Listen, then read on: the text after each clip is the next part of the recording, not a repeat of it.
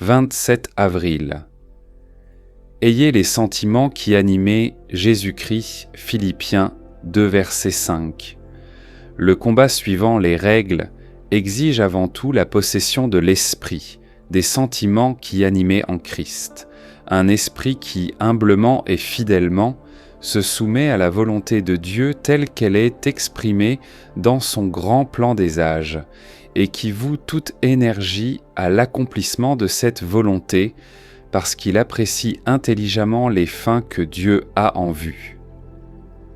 Si donc nous sommes pénétrés des mêmes sentiments qui étaient en Jésus-Christ, comme lui nous voudrons nous libérer le plus possible des affaires embarrassantes de la terre afin d'avoir le maximum de temps disponible pour le service de Dieu et pour concentrer alors toute notre énergie, toutes nos capacités et tous nos efforts à ce service.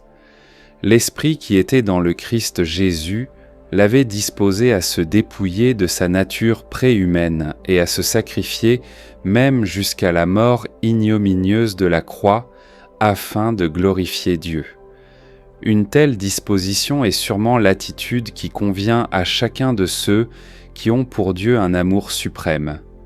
De même que l'amour exagéré de soi conduit à l'exaltation personnelle, de même l'amour suprême pour Dieu conduit à l'humiliation de soi-même, afin qu'il puisse être exalté.